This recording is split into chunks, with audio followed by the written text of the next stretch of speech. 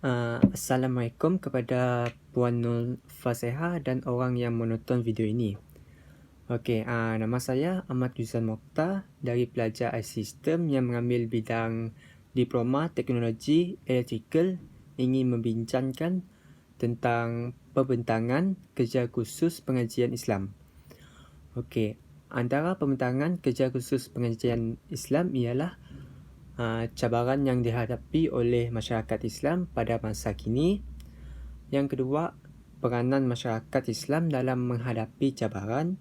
Dan yang ketiga, menganalisis langkah-langkah baru dalam menangani cabaran semasa.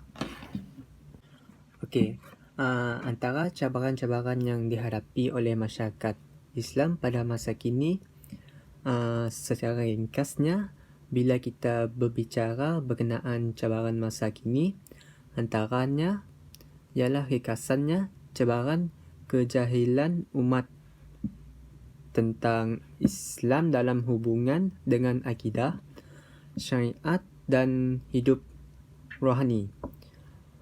Tentang kelemahan dalam amalan ini jelas terlihat dalam ciri-ciri orang perseorangan kita yang tidak mencerminkan ciri-ciri kepribadian Islam dengan mengamalkan perbuatan-perbuatan yang bercanggah dengan Islam seperti perjudian, perzinaan, pencurian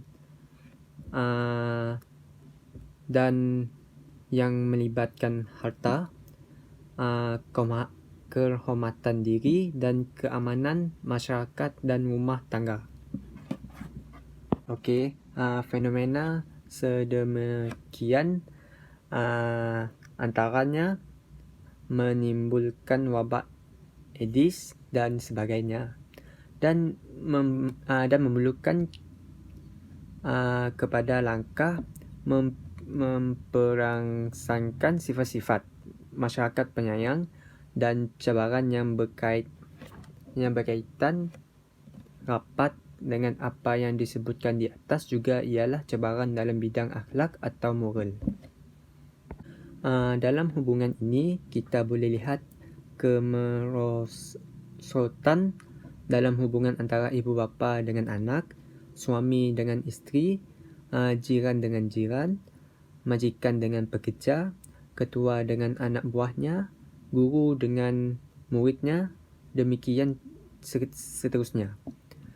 Kerapnya kita mendapat berita tentang perogolan, pecah amanah, penipuan dalam kalangan orang-orang yang senior menunjukkan masyarakat sedang tercabar dalam hal ini. Kemerosatan dalam kalangan para ahli hiburan juga merupakan fenomena yang sangat tidak sihat. Okey, yang kedua ialah peranan masyarakat Islam dalam menghadapi cabaran.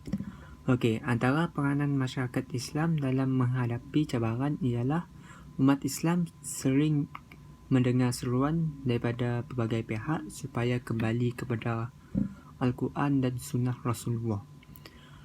Selain itu, pendidikan tidak moral khusus untuk orang awam, mengumbal satu kurikulum pendidikan Islam khusus untuk orang awam agar mereka terus berpegang teguh dengan ajaran Islam, terutamanya pendidikan ilmu akidah sebagai perisai kukuh menghadapi ancaman ajaran yang menyeleweng. Di samping itu, menjadikan pendidikan Islam sebagai satu proses pendidikan berterusan yang wajib dihadiri oleh masyarakat Islam, terutamanya golongan lepasan sekolah dan graduan universiti. Ini kerana pendidikan dalam Islam tidak dihadkan kepada umur tertentu atau disyaratkan atas kedudukan sosio-ekonomi tertentu. Sebaliknya, tradisi pendidikan Islam diamalkan sepanjang hayat dalam segala keadaan dan diceburi oleh semua anggota masyarakat.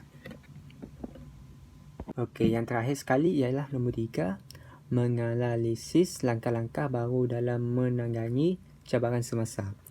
Okey, langkah-langkah baru dalam menangani cabaran semasa ialah kita mestilah memperbanyakkan membaca Al-Quran dan hadis.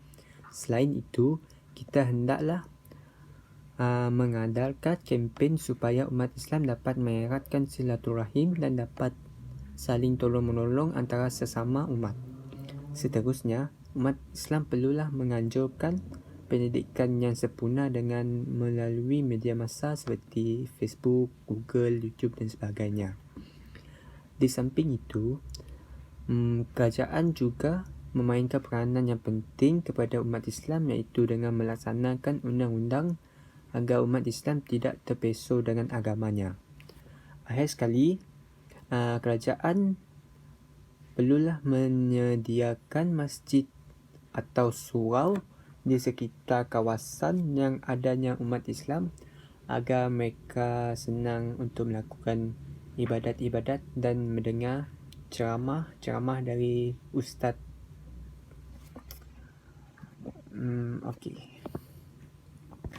Okey, itu saja dari saya.